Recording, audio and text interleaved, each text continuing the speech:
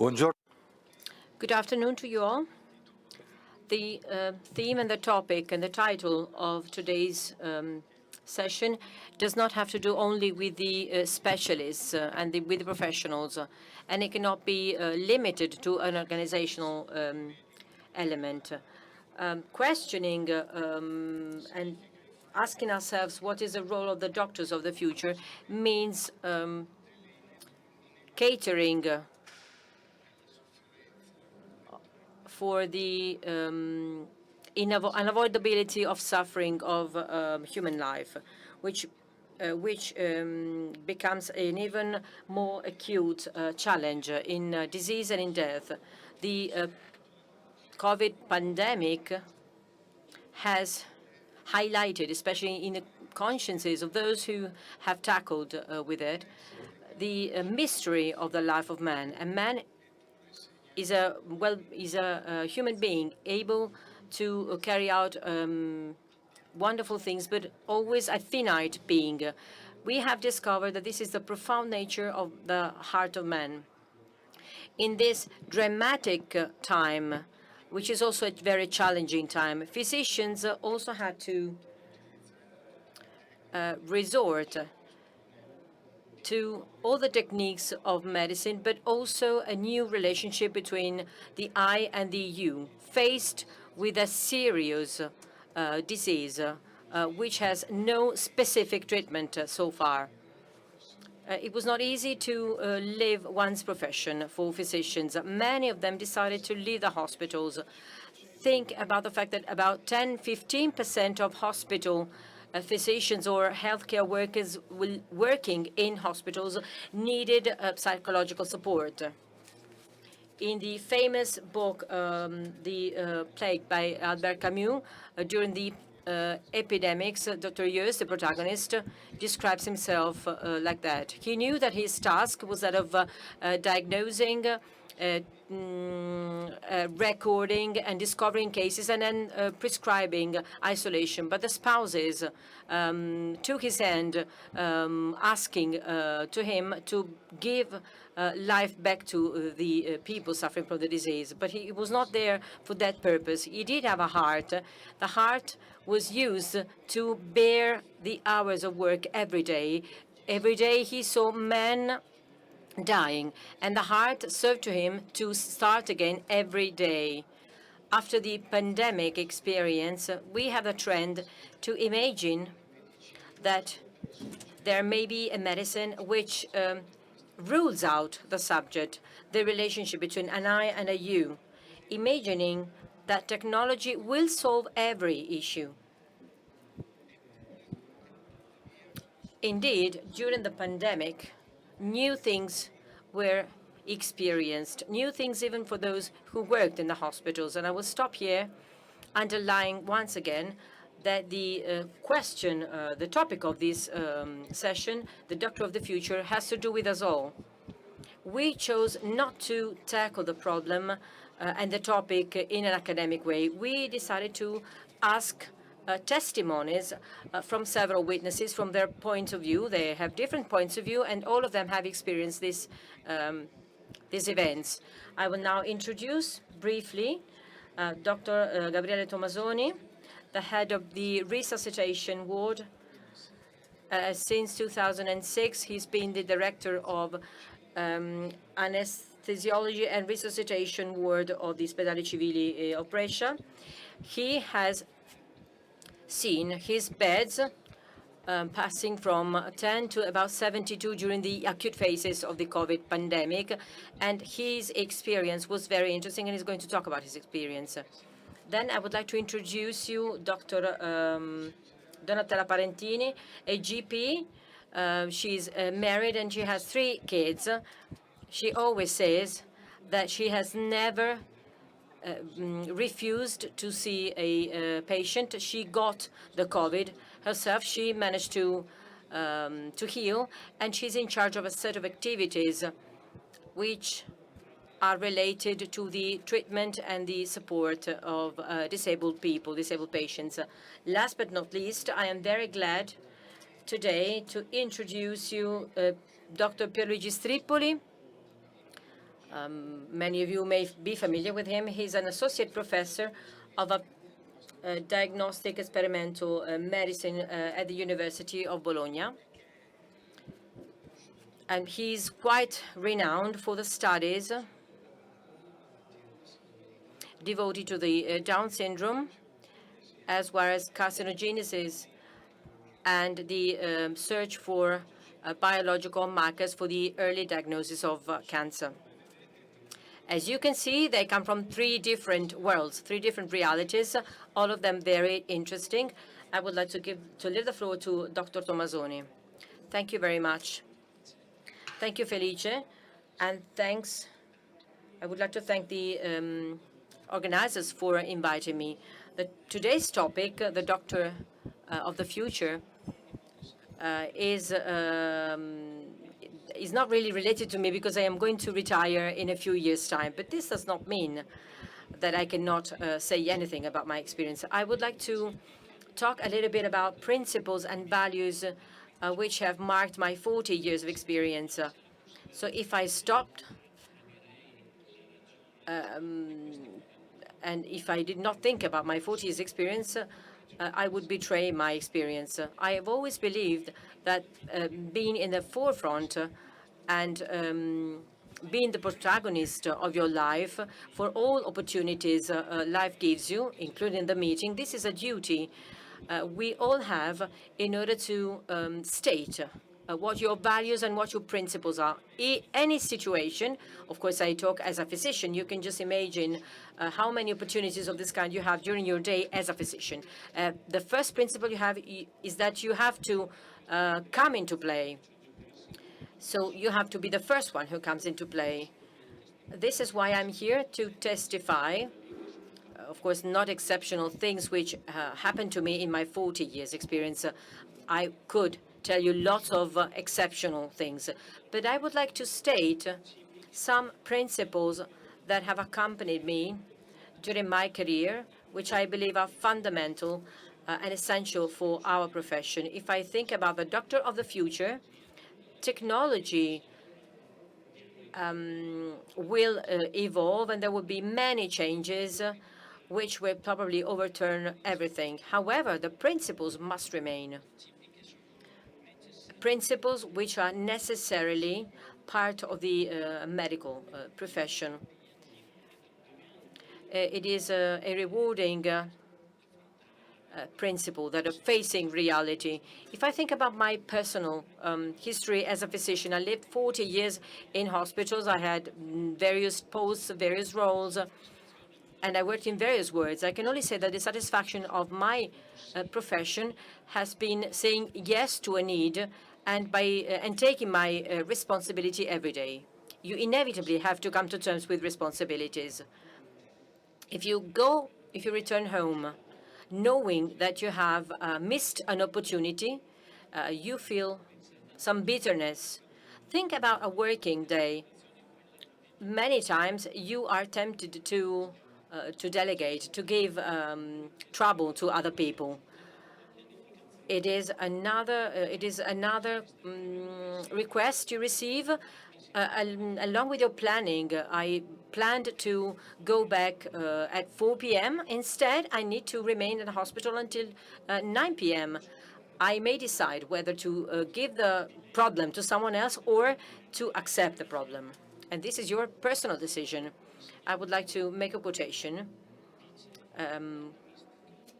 from a mystical woman, and she said, "Every small action is an immense event in which we receive heaven, in which we can give heaven. It doesn't matter what you have to do. regardless of what you have to do, either sweep the floor or hold a pen in your hand, hold a conference or typewrite or embroider. All these actions are but the surface of the encounter of the soul with God. It is renewed every minute. At every minute, the grace increases, and everything becomes even more beautiful to God. This sentence has marked my life, my choices, my decisions, and my everyday life. If we want to to paraphrase it, to make it a little bit more lake, you have a request for help. You can either close your eyes, having your own justifications, or you may accept that request. You embrace the other. You enter into a relationship with the other person. I will not conceal from you my doubt in mentioning God, Jesus, and heaven. Then I wondered, why did I decide to become a physician? I would betray my motivation if I could not prolong humanity and mankind in history and in my own personal history. It is a task, therefore, which regardless of being a physician or being another professional, it is a task that we all have in looking for this new humanity, which we already received. We must only be the instruments for all this humanity. So today, I must not hide behind the fear of bias or judgments or fears. In the end, my choice of life, my decision to become a physician, had to come to terms with this truth. The truth has always accompanied me. Jesus is an objective presence. He is a promise already accomplished for my life and for your lives. It is nothing abstract. It is a concrete element. The concrete element is the patient, is the diseased person. Then COVID. My wonder in these long months of pandemic was that of realizing that here and now was a choice of responsibility of many physicians. Today, I would like to say that very few of them decided not to accept their presence, a presence which had to be humanely significant and meaningful, not only from a professional point of view, but from a human point of view. I may tell you lots of episodes of relations between patients, nurses, or patients and physicians, lots of opportunities to have a human relationship with the patients. The experience of the COVID, especially in the first stage, was an overabundance of availability of healthcare workers, nurses, and physicians. I'm not the one who states for the future that it is necessary to have more versatility when it comes to healthcare professionals. It is not something one should boast about when you say that a cardiologist has become a resuscitators, or another specialist has become engaged in urgency department, in the urgency treatment ward. All specialties need to be brought about. However, in such an exceptional situation, we all provided the best responses possible. In the acute phase of the pandemic, we as physicians were called heroes. However, what was the real meaning of this term to me? Of course, we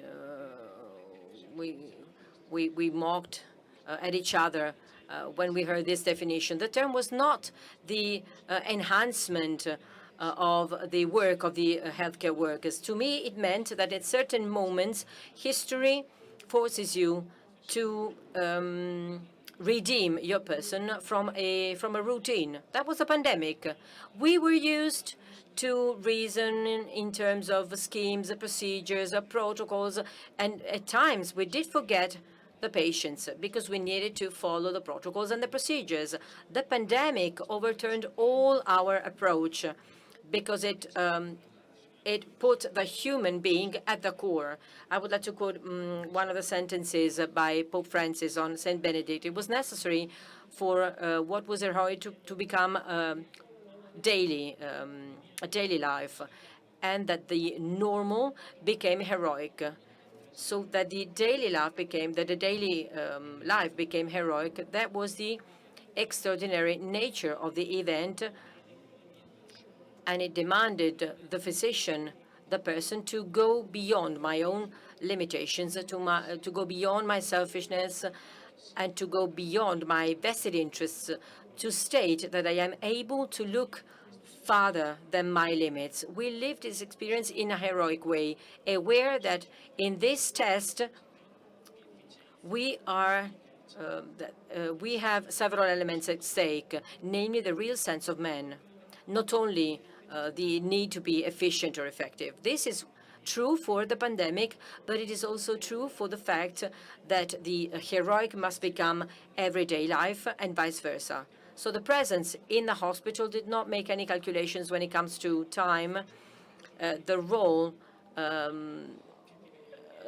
the physician was not limited to what was your everyday life. You needed to respond to every kind of request. I returned home after 10 or 12 hours of work, and you were very tired, but you were satisfied with your job. I was very worried, of course, and each day I wondered, what more could I have done? Today, I believe that the teaching that must not be forgotten and which must be part of our everyday work in the future is the ability of each of us to be able to respond in the first person to any need, not only the pandemic, it may be other situations in our everyday life as physicians. It is not an abstract response to the system. It is a response as a physician to the person and to the need, to the health need of that specific person or persons.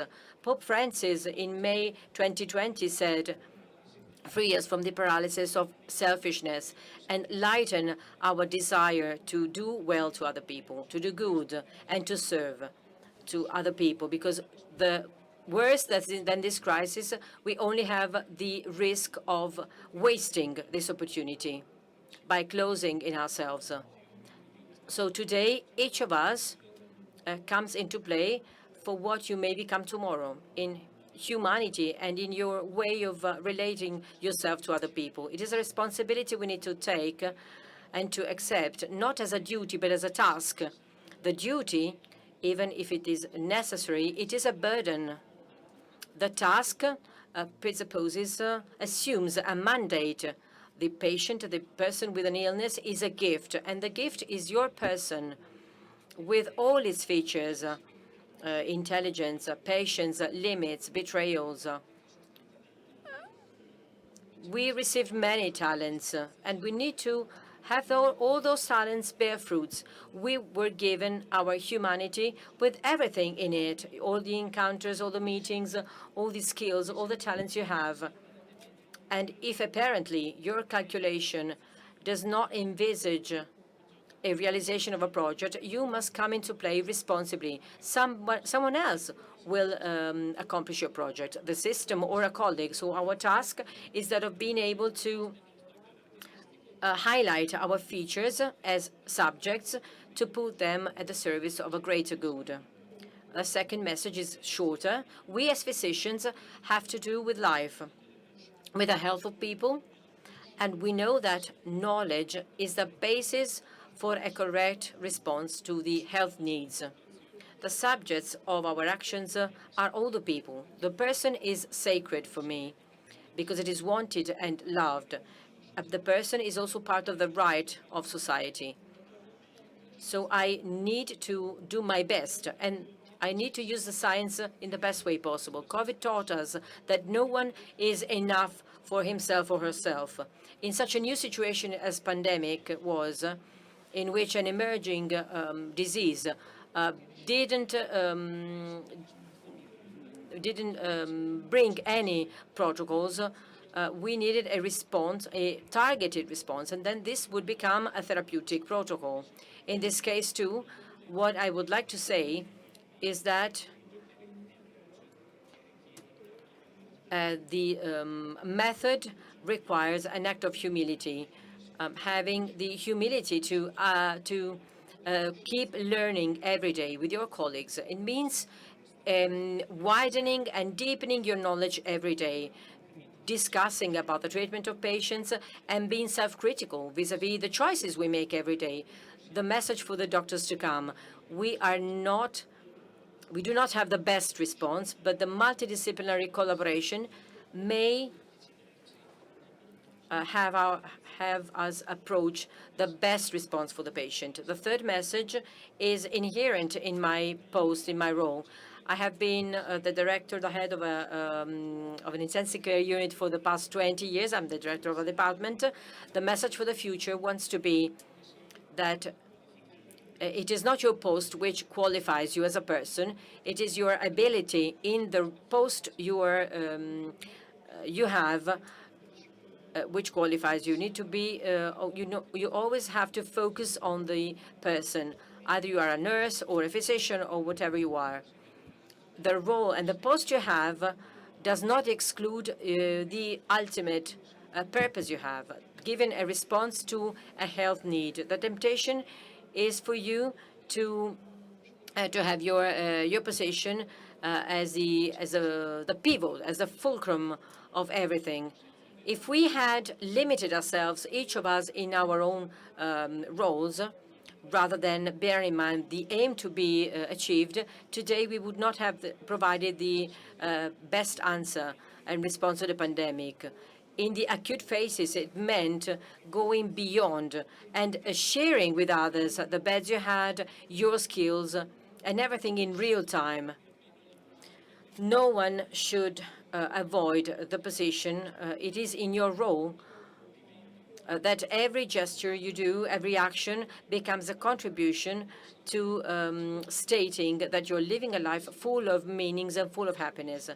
To be synthetic, if I think about the doctor of the future, I cannot but hope that the same values remain which marked the doctors of the past and the doctors of today. Of course, the modes and the methods will be different, but they will have to bear in mind a commitment, the passion for human being, science finalized to a qualified response for the good of the person, must always bear in mind that the role you have, your gaze, the commitment you are required is not per se, but it is aimed at the other person, because you need to state how much you care for this person. Thank you very much.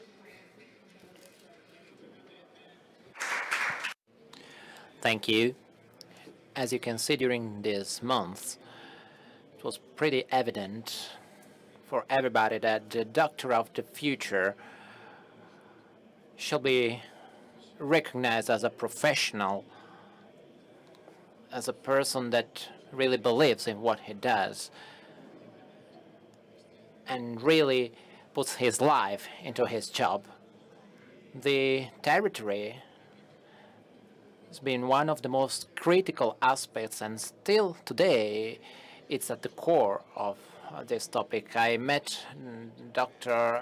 Parentini during a web meeting, and what amazed me was the attention she had and the hard working in order to take care of the patients she was following, and the experience as well she had with some young people. So could you please share with us your experience?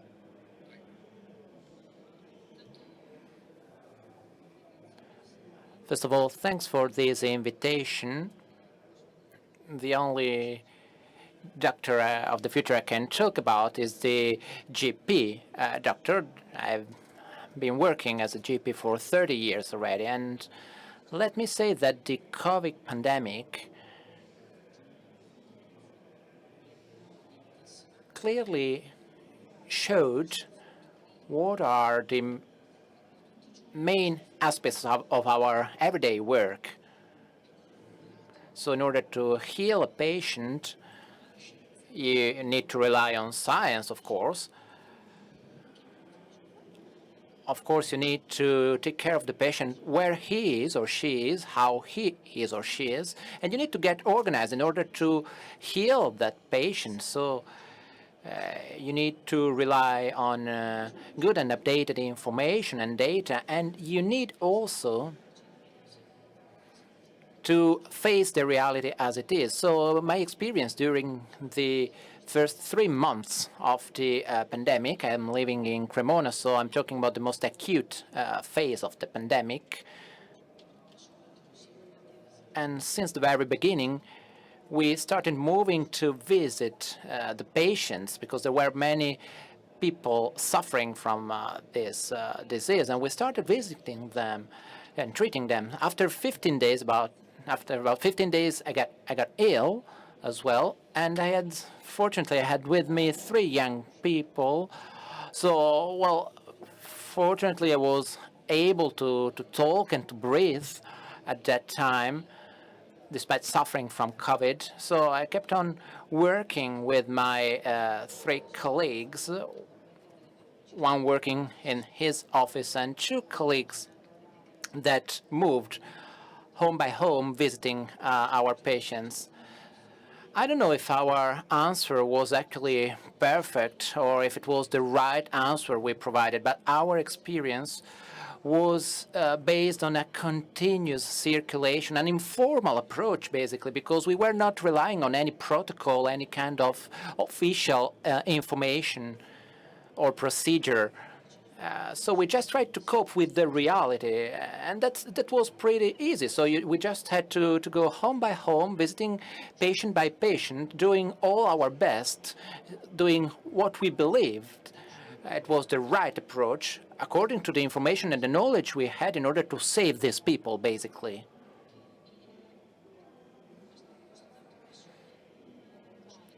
This situation highlighted a few main aspects of our job, which is the local approach. So basically, you need to go and treat the patient where he or she is.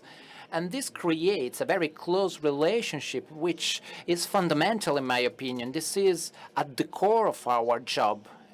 And another very important aspect which was highlighted by this experience was the experience to work with younger colleagues. Basically, they have the age of my kids, and they become kind of brothers, and we lived the same terrible experience because we were dealing with life or death every day, and we created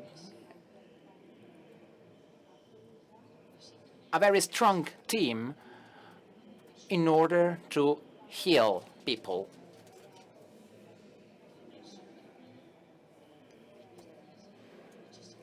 During these months, we realized that there was the need for a change. And in this moment, everybody talks about the need to change local medicine, the medicine based on the territory. If we rely on different sources like the working group of Agenas, which is a governmental counselor, based on the local medicine or the documents of the region Lombardia or the National Recovery and Resilience Plan, they all state the same thing. So basically what we need is a better structured organization, so local operational centers, community hospitals, a better follow-up of the patient, social workers to be involved,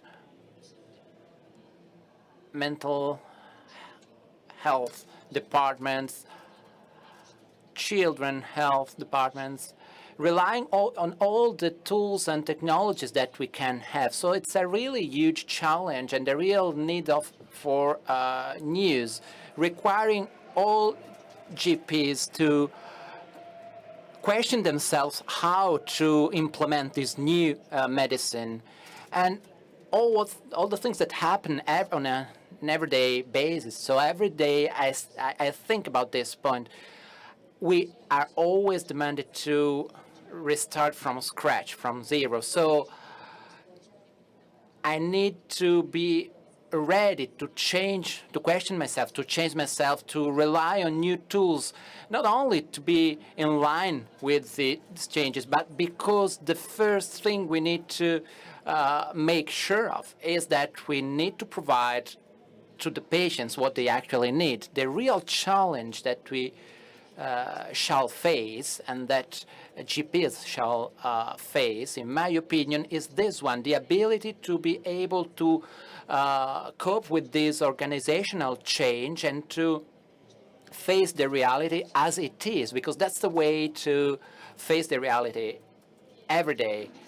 But who is the subject involved in this context? Well, I can say that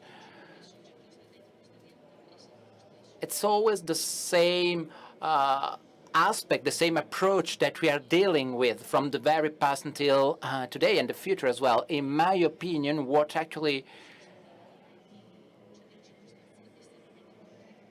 gave me this force was based on real circumstances. So, for example, one thing which was fundamental for me, if I think to my high school, I attended a course to become a Red Cross nurse, and in that period I was taught how to clean and deal with patients that deserved the very basic hygienic measures. And in that time I realized that the basic behavior of every health work, every health job, is basically this this aspect, this approach, which again and again came out during my professional life. Every time in my family or with the patients I'm dealing with, I had the honor to be involved in the most difficult, most critical periods of their life. So deaths or births, or so I'm not always talking about dramatic events. I can also talk about beautiful events, so children burning, or being the birth of a child, or women becoming mothers. So all these events, all these facts, every time they gave me new force. It's like starting from scratch every time you deal with this kind of events. Of course, in our lives, we always have fundamental things to do and protocols to cope with. But I believe that this core of our job is the most important part. The other aspects that kept me alive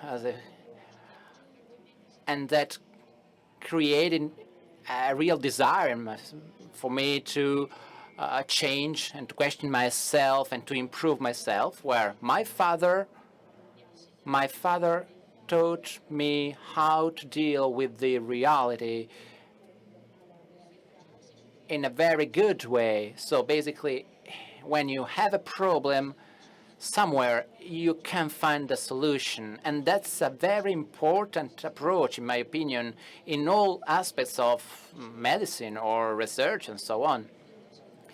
And again, in my life, I've always been trained to consider the reality for every point of view. So for a diagnosis, for the context in which the patient is living, or the way you need to organize yourself in order to collaborate with other people in order to meet the needs of the patient, and in order to face different challenges, of course. And again, the fact of having very good examples to follow was very inspiring for me as well. And also the opportunity to work with other people.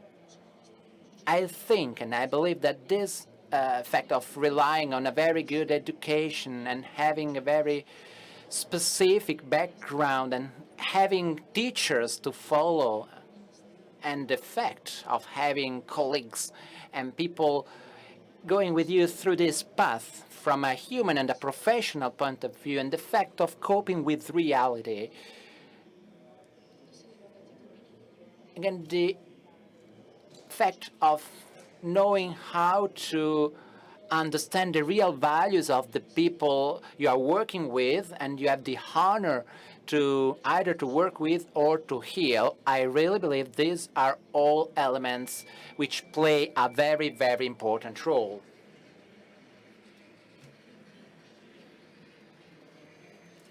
Sono molto curioso. I am very curious. I do not wish to waste time because we don't have so much time, and I'm curious about listening to what Professor Stripoli has to tell us, because Professor Stripoli has a different position in respect of the one we imagine. Well,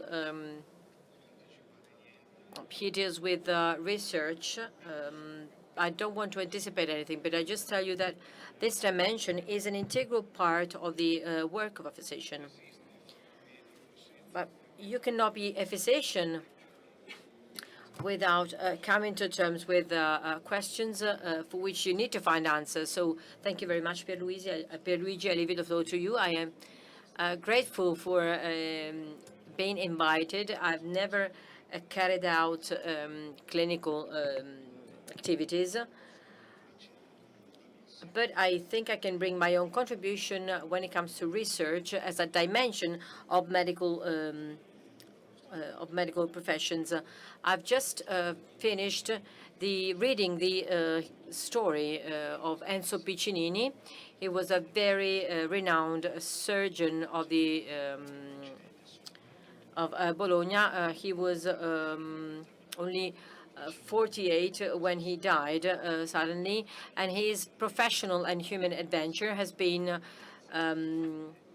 narrated in a beautiful book published by Rizzoli. Ho fatto tutto per essere felici. This is a title of this book. Enzo was really an unusual surgeon. He was a great surgeon. He literally saved many human lives, intervening where many others had renounced. And thanks to his exceptional skills and thanks to his vision, which was innovative for those years, he decided to tackle the patients in a multidisciplinary way.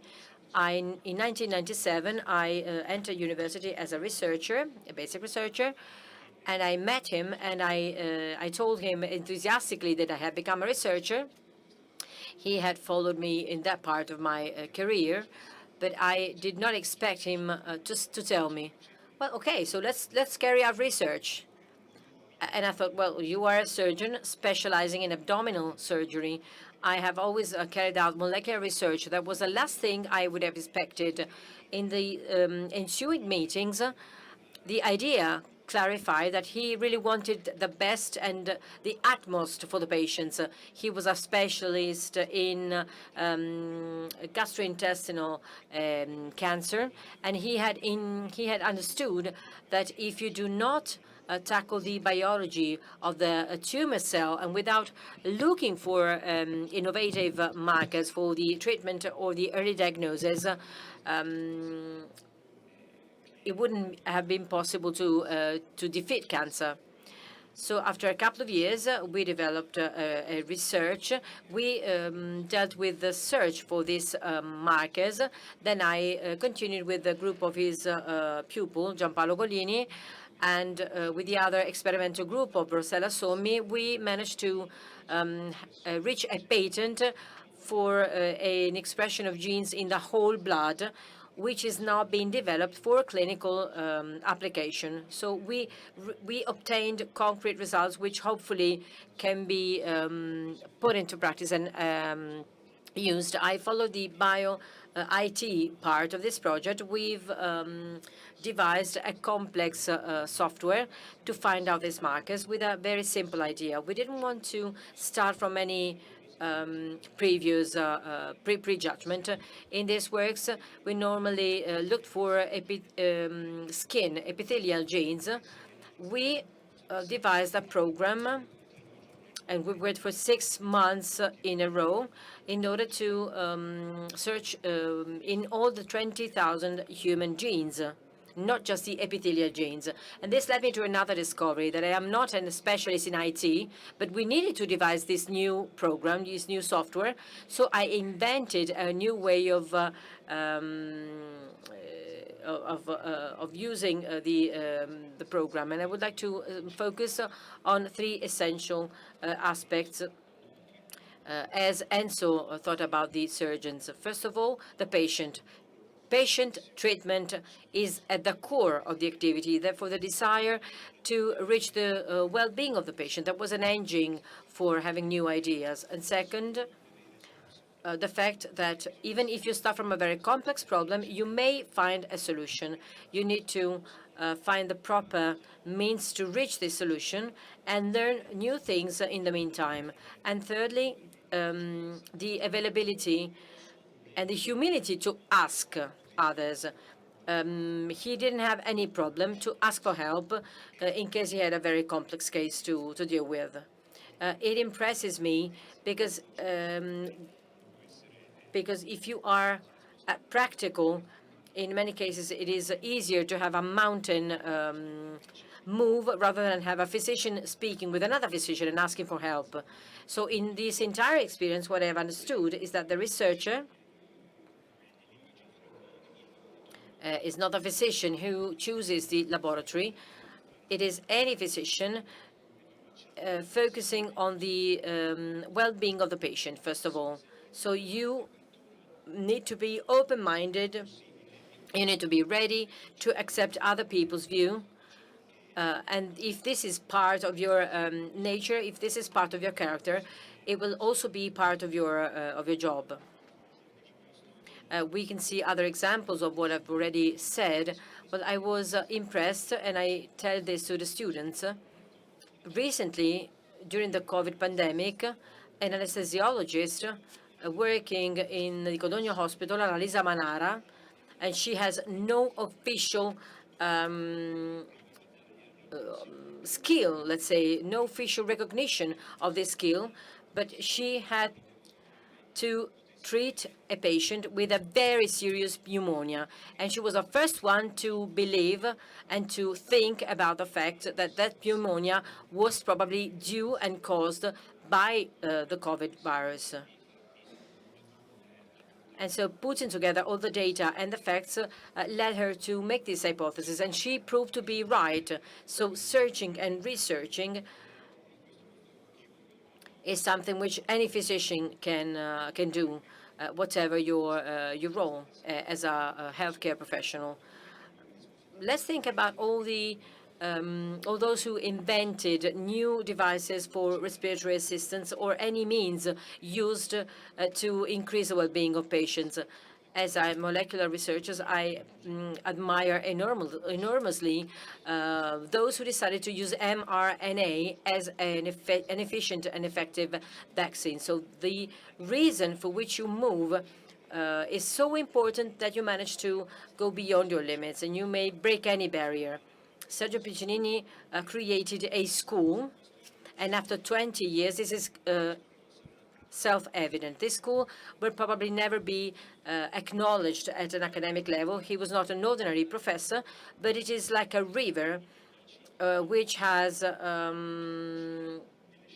involved many professionals in the healthcare sector, and even decision makers and experts in organizational issues. And so never set aside any aspect. He always dealt with all the possible elements. This is why he worked in the most important centers of the world. And while he was working, he built up a practical, a concrete network of professionals. And I can testify personally that this network has contributed to save human lives that had been considered as impossible to be saved, only with a phone call more made to another colleague asking for an opinion or for help. And this, in many cases, solved the problem. I would like to add that this way of being a physician is not reserved only for exceptional, for outstanding people like Enzo was. human patience is not enough. There's an aphorism by Marcello Marchesi. One difficult case can be moving. 100 difficult cases may be annoying. This is why the cause has started in order for Renzo Piccinini to become a saint. He had a source, an endless source, the divine, and he had recognized the divine in his meeting with Don Giussani. He had acknowledged the charisma of Don Giussani, and he said that Don Giussani had taught him to be a surgeon, because as he explained, Don Giussani had taught him how to be human and how to relate as a human being to the patients in belonging to the Christian community. As Enzo used to say, one should never be alone. At this point, it is not possible for me not to remind you of other important people who impressed me over the last few years. Their human experience led to 100 times the results. You've mentioned Moscati, Mampuri Moscati, and he was one of the first ones in Italy to ask for a laboratory for research and analysis at the hospital of the people who could not be cured. I would like to add Mr. Rastelli. He discovered important elements for the genetic problem of the heart, and a French physician who discovered trisomy 21, so the Down syndrome. He became a researcher because he needed to find something which helped him understand the intellectual disability associated normally to the Down syndrome. And so following his ideas over the last few years, our research group has been moving forward when it comes to this topic. We always have in our minds his intuitions when it comes to the development of research in trisomies. And another thing which struck me about these events is that everything always stems from a relationship. Over the last few years, this meant to me moving from the research for the treatment of a disease to working to be useful for wonderful children I met and whose pictures I have in my laboratory. And I would like to say something scientific. He also changed the techniques I used. When I realized that I had to have a clinical applicability, I decided not to continue using techniques which were very much they were very complicated and they could not become routine. When it comes to the colon rectum cancer, we normally look for markers in whole fractions. But in several cases, the methods can only be applied in advanced research centers. Our method, if it is validated, can be applied and used in any laboratory. As for trisomy 21, we decided to focus on metabolism. As Lejeune said, if we were able to find out a metabolic correction which alleviates the damage on neurons, this would be applicable on a large scale. There are 6 million people with a Down syndrome in the world. Today, many people state that the best scientific knowledge is achieved when you are cold, when you are neutral vis-à-vis the patient. The opposite is true. This was not the case of Enzo Piccinini. After communicating a very serious diagnosis to a patient, he used to embrace the patient, and he would tell the patient, this is a fight, and we're going to fight it, a battle, we're going to fight it together. This is not because he was a sentimentalist. It is because he wanted to have a relationship with the patient. If I'm not interested in something, I will never know more about it. As for this fundamental point, well, Enzo had clear judgments. You can read in the book I've just mentioned. He said there's a way to abdicate to the human sensitivity to the truth in our work, and it is a dramatic thing because you lose the willingness to fight. You become you simply become a worker in a place where your job becomes frustrating. We have a responsibility in this. We cannot be only workers. Seriousness means that you are giving a response to somebody and you respond for what you do. Concrete means following personally the ill person and not the detail. In every detail, alerting and stimulating all the collaborators so that they did their utmost. And he was insisting on that and also creating a relationship with the family of the patient. In the end, any serious physician with his experience, I was impressed by the fact that Willis Hurst, a famous cardiologist, reading a treaty of clinical cardiology, said there are many stimuli to learn. When the student is a physician, this stimulus may be the compassion for the person with an illness. Very cautiously, but that's the end of your work in medicine. A methodological aspect which is fundamental from the experiences I had vis-à-vis the masters I had and my students is that of considering research not as a specialist kind of activity, but in the end, attention towards one's work, which has nothing to do with the official role and the seal of those who are engaged in scientific research. It is important to educate students since the beginning, the passion for the privilege of entering the sanctuary of an ill person, in catering for our brothers and sisters as humans. This may be taught, it may be conveyed to the students, and this is what I've been doing in my everyday work. And I am impressed by the fact that when I meet my students after several years, I notice that they still remember my work and my teachings, and I owe this to Enzo. He encouraged me and many of us along the pathway of the university teaching, and he was also university teacher, so professor. So if I hadn't had an encounter with him, what I am now would not be. I wouldn't be what I am now. Mangiati.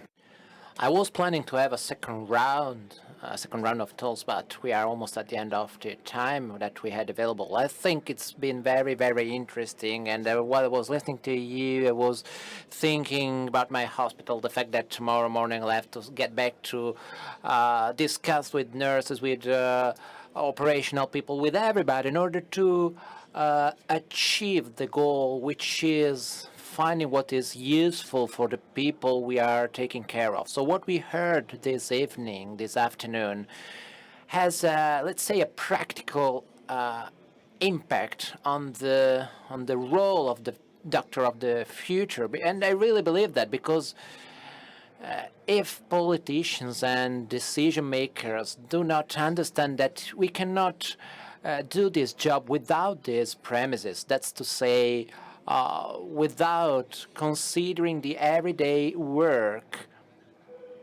at the basis of our activity, taking into consideration what actually led us to do this job, which is our own personal experience. That's not just because you enter into a hospital and you start working just because you are a physician. Well, I think this is fundamental in order to have efficient reforms.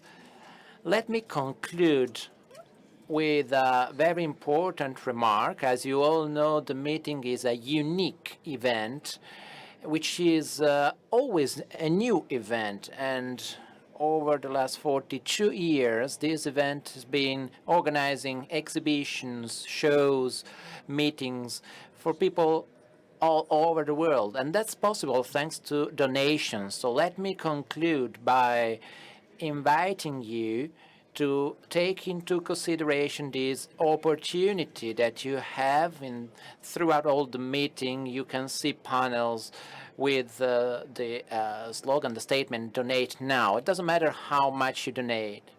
And all the donations that we will collect during this week will support the project Welcoming House in Gualpala, where rose buzzing, that many of you already know, is taking care of children coming from very difficult situations and backgrounds.